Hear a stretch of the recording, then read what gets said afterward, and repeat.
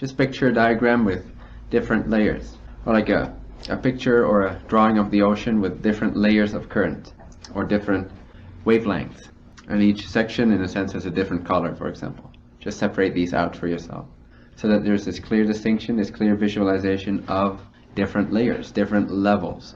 Every level, in a sense, it represents levels of existence, just levels of consciousness within existence, or frequency levels. Every level in existence has its own points of view, the ways that it sees life, the ways that it understands and sees its present experience. We could also call these beliefs, in a sense, points of view or beliefs or perspectives. Each layer has its own sort of set of beliefs. Within one layer there is the possibility to expand your beliefs only till a certain point.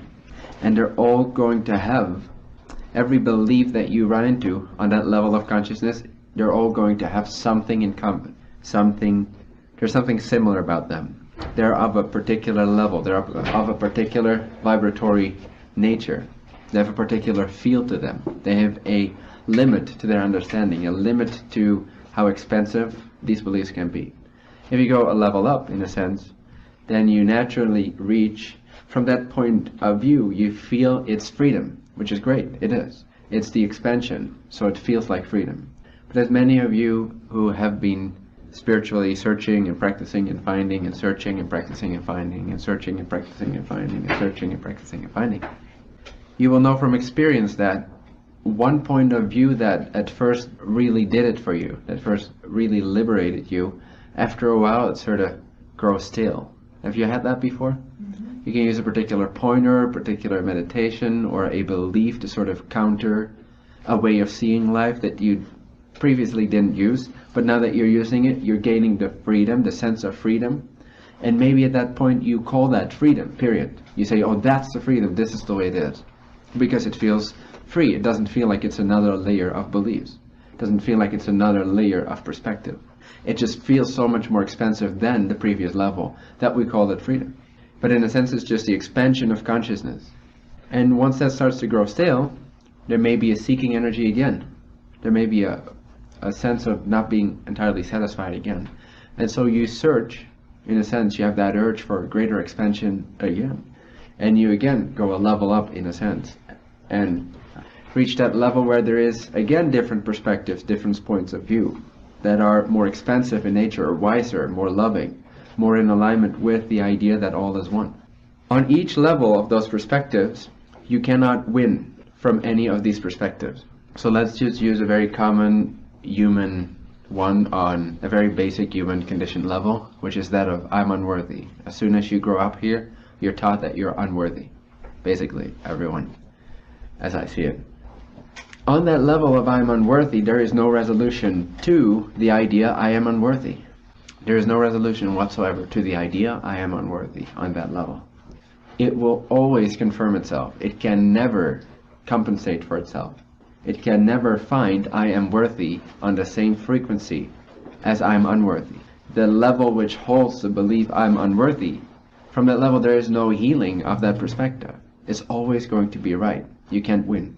Realizing this, the best way to go level up is to admit total and utter defeat. Instead of fearing that it's true that you're not worthy and therefore trying to fight your way through life, trying to prove you are worthy, instead just say, it's true, I'm not worthy. Admit defeat. Say, it is true, I'm not worthy. It's actually true from that perspective that I'm not worthy. Well, okay, if I can't do anything about it, then who cares? If I don't have to fight to compensate for it, to prove it wrong, if I will always lose, no matter how hard I try, no matter how close I get, then finally I can lay down my arms and I can just relax and be who I want to be.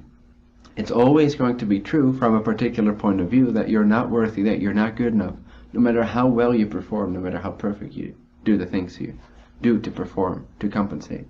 That seeking, in a sense, that suffering, that searching, that striving, is that compensation, that urge to compensate for that conditioned idea of I'm unworthy. But that compensation happens from having a portion of your consciousness be identified with that belief, Therefore, a portion of your consciousness sees through the point of view, I am unworthy.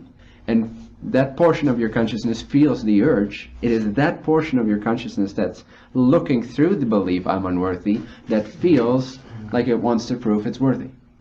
So it's never going to win, because it's looking from the point of view, I'm unworthy. So whatever it finds, it will always be true. So admit defeat, very important. And in a sense, you could call this a different way of looking at shadow work, if you're familiar with that. It's just to come to terms to own the fact that you believe you're not worthy, so that it can let go its grasp of it, or rather you can let go of that level of beliefs. So you can say it to yourself right now internally. What are you most afraid of in terms of personal failure? What would prove that you are indeed not worthy? What could you do? What could you mess up in life? What projects are you currently excited about that if you'd fail would mean something? Would mean a confirmation of I'm unworthy. What belief in yourself, what negative belief do you fear could be true?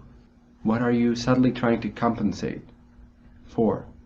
And it usually is a form of I'm not worthy. It can be I'm inadequate, I'm a failure, I'm not worth anything, I don't deserve anything. But it's a sense of I'm not worthy, I'm not there, I'm not good enough, I'm not perfect, I'm not loved.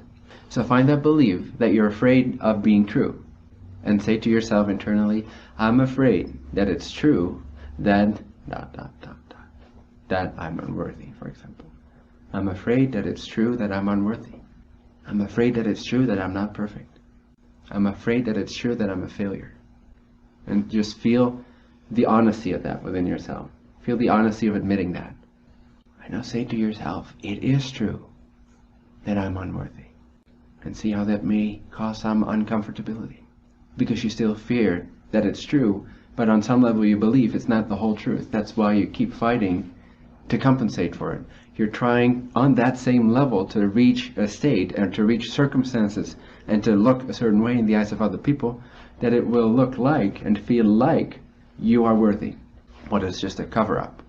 So what does it bring up for you the moment you say, first you say, okay, I'm afraid that it's true that I'm unworthy. And you sort of sink into that feeling and you take a deep breath and you go, okay, that's true. And you just feel the honesty of that. And then you go on and say, and yes, it is true. I am unworthy. I can't escape that. It's absolutely true that I'm not good enough. On that level, from that perspective, I'm never going to be good enough. You're always going to be right. You can say that to your own belief. You're always going to be right. I'm never going to make it. I'm never going to be good enough. I'm never going to be loved. I'm never going to be perfect. And sit with that admittance, with admitting that. And feel how that can cause some uncomfortability and the desire to sort of escape and go into compensation mode again. But try to sit with it for a moment. Try to feel into it. Try to not be afraid of the fear that it's true. Don't be afraid of being afraid that it's true. Therefore, it can help to say it is true. And then you may go, no, it's not. Let me prove it to you. It's not true. I can do this, I can do that, I can do that. I did this, I did that. Doesn't that count? Just sit with the feeling where you say to your own belief system, it is true that I'm not worthy. And it's true that I never will be worthy in your eyes. In my own eyes, from this level of seeing, I will never be good enough. Ever. No matter what I do. No matter what I do. This belief is more intelligent than any attempt to compensate for it. You can never escape it. It will always checkmate you. So admit, full admittance, that that belief is absolutely true from its own point of view. Sit with that uncomfortability until it becomes a sigh of relaxation, a sigh of surrender, a sigh of letting go of the struggle to try and compensate for it. Because that's where the real pain comes in, that's where the real suffering is. That belief, that feeling I'm unworthy, doesn't mean anything. What's so bad about feeling unworthy? Feel it. What's so bad about it? Is it inherently wrong? It's just a feeling. I'm not good enough. I didn't make the cut. My daddy doesn't love me. My mommy doesn't love me. They don't see me for who I am. My teachers don't see me for who I am. My friends don't see me for who I am. My partner doesn't see me for who I am. I'm not good enough. I'm not loved. I'm not perfect. I'm a failure. What's so bad about that? Why are you running for it? Isn't it much worse to run for it for years and years and years and try and compensate for it? Isn't that the struggle? Isn't that the pain? Admit defeat. and you'll be victorious. Try to prove that belief wrong, and you'll always feel like a failure. But actually feel like a failure, and it will resolve. Because that will give you a chance to, when you arrive at that sigh of relaxation, that sigh of letting go of the stress and the struggle of trying to prove it wrong, that you will feel unworthy. That trying to prove to yourself that you are good enough. When you relax that, by seeing that you can never win that battle, that relaxation is actually a sort of like an ascension into the next level of consciousness, where there is different, more expansive perspectives available to you. Does it make you uncomfortable? Yeah. Good. That's good. Because you've been running it from so long. You've been running from it for so long. So I don't expect you, and you shouldn't expect of yourself, to have that sigh of relief instantaneously, although it's possible. But the fact that you feel uncomfortable when you say to yourself, it is true that I'm not good enough. The fact that you immediately feel the urge to go out and prove yourself. Prove it otherwise. And just see that that attempt, that very tiny single attempt, is actually a symbol for your entire life. That's what you've been doing your whole life, to some extent in your own unique way. And see, just look at that belief, or look at that urge to then escape it again when you say to yourself, it is true that I'm unworthy. And then that little, oh, no, it's not. Look at that and see that as your entire life. See that that encapsulates your entire identity, your entire life, your entire struggle, your entire search, even your spiritual search is polluted by it. Or especially your spiritual search. So sit with the uncomfortability, it's worth it. Sit with it, admit it again and again and again. Don't let yourself escape. See that truly it is true that you're unworthy. There's many perspectives out there that are absolutely valid, from which point of view you are absolutely not perfect. You're absolutely unworthy. You can come up with a lot of perspectives that actually see it that way. And so it's true. From these perspectives, there's a lot of perspectives out there from which it is true that you're not worthy, that you're not good enough. So what? So what? It's true that you're not worthy from these perspectives. Really sit with that and admit that to yourself. And allow the uncomfortability to be there. Give it as much of your spacious awareness as you can. Just sort of rest into it. Admit that you're not going to feel well for a little bit when you're doing this. Admit or accept that it's going to be uncomfortable for a little bit. But see that it's going to save you the rest of your life. So it's worth it, those few minutes.